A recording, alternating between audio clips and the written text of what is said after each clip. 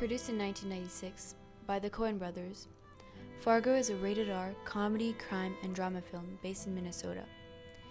It's a story of a Minnesotan car salesman, Jerry Lundenberg, who is in desperate need of money.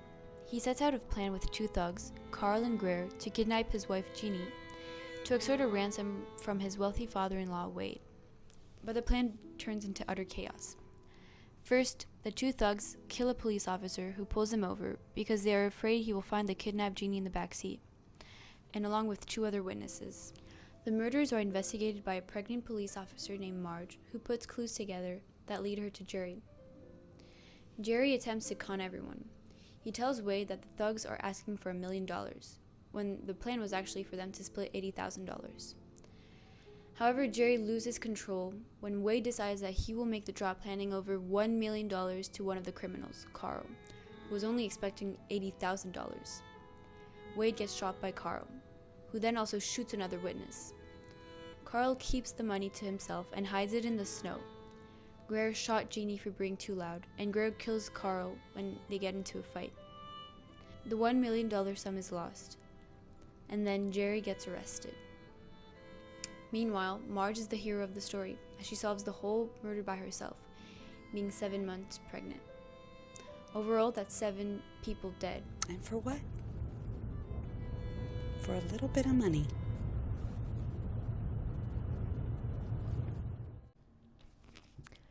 Now let's explore the masterminds behind the film and analyze how they have depicted their own truth. Joel and Ethan Coen, known and referred to as the Coen brothers, are American filmmakers who write, direct, and produce their film jointly. Their most famous work are Miller's Crossing, Barton Fink, Fargo, The Big Lebowski, O Brother, Where Art Thou, and many more. They have been nominated for 13 Academy Awards together and individually for 1 award each. The Coen brothers are popular for their stylish films that combine comedy and drama and the use of eccentric characters and twisted plots. And they're known for their out-of-norm films. They became passionate about filmmaking at a young age, shooting their movies at home with their friends.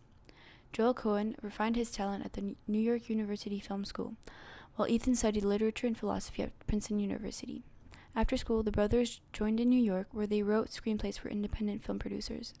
They gained their attention in '84 with a sleek thriller movie, Blood Simple. The success of their film enabled them to make a deal with an independent production company, which would finance their film and gave them creative freedom. Who looks stupid now? From there, they became more and more popular and turned to Hollywood-produced films. What sets Fargo apart from any other crime movie is that it takes place in a small town in Minnesota. It seems strangely exotic to people because you haven't seen it on screen before. Haven't Minnesota. seen what? No, Minnesota. Minnesota. The landscapes, the flatness dialect. and the... No other crime movie would have ever been set in such a mundane and common place. Mostly they would be set in artificial LA with eccentric and crazy characters. The Coens themselves grew up in Minnesota and have always wanted for that place to be part of one of their films. I think, yeah, that was one of the big attractions to us about this. It was doing a movie about the place we grew up in. Minnesota has truly become a character in the film. It is the background and the white nothingness that highlights the dullness of the town. There are often extreme long shots of cars driving through the snow, shots of just plain, flat land covered with snow. The most prominent color in the film is white, but it doesn't really have a meaning. It's just white nothingness. There are never any beautiful shots of the environment because it really just has nothing to offer to us. How's it look, Marge? One of the key things that the Coens had to add to a film in Minnesota was to adapt the dialogue and the characters to the stereotypical Minnesotan personality. First with the Minnesotan accent cut by constant yas and gees, and a slower dialect with pauses and moments of silence.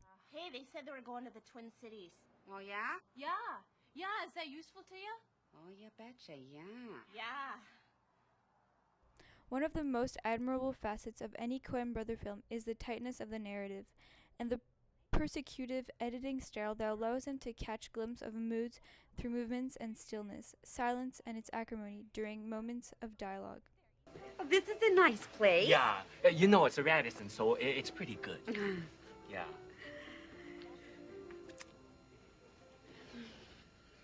So, And then there's the Minnesota Nice. The nice, friendly, and plain personality that smiles all the time. The Minnesota Nice type attitude is what Jerry often uses when trying to brush off the consequences of his schemes, particularly in this scene where Jerry is getting interrogated by Marge. You can see in this scene Jerry Lee smiling off and making long pauses and trying to bring up different subjects to try to brush her off as she's slowly figuring out his scheme. Brainerd, investigating some malfeasance, and I was just wondering if you'd had any new vehicles stolen off the lot in the past couple of weeks.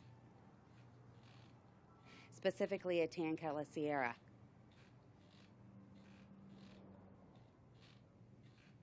Mr. Lundegaard. Brainerd. Yeah. Home of Paul Bunyan, Babe the Blue Ox. Babe the Blue Ox. Yeah.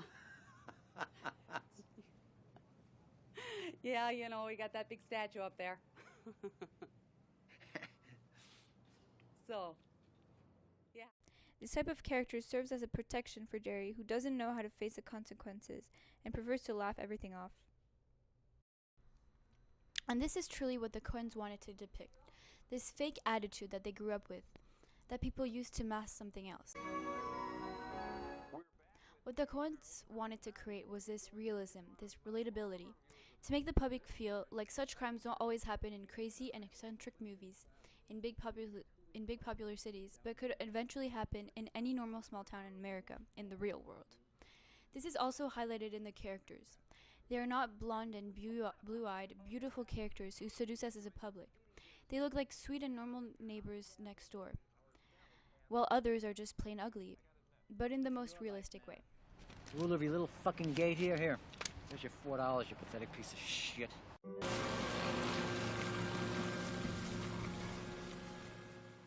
The most prominent truth from the film is the absurdism.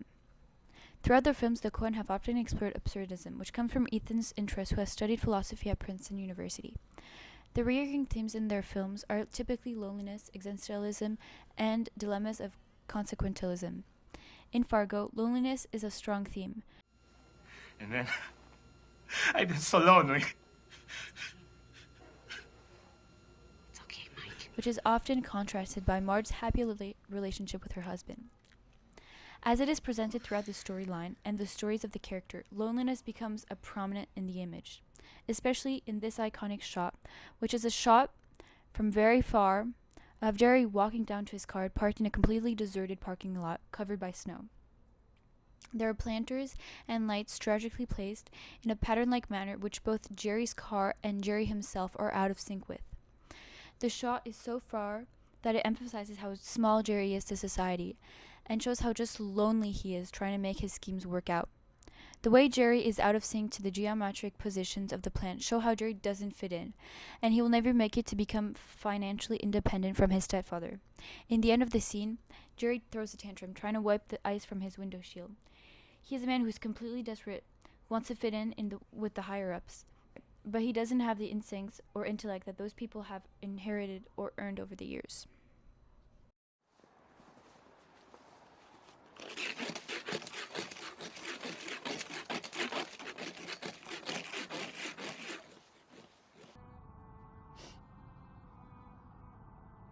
I just don't understand it. Marge faces an existential crisis. She doesn't understand why the criminals did what they did for only $40,000. But there isn't meaning to what they did. If the criminals had accepted that the plan was in any way meaningful, they would have stuck to it. But they have accepted the absurdity of the plan, and they've just killed anyone they wanted. This goes back to what Camus, French philosopher, concluded: when we are faced with absurdity, which is the meaning of life, either we accept that there is nothing in the world that is meaningful or has a purpose, and we accept this absurdity, or we can kill ourselves. Marge is faced with absurdity that she just can't comprehend and accept, while Greer has completely accepted this absurdity. As she is expecting a baby soon, it makes it hard for her to raise a child to live in such a meaningless world that she can't even understand herself.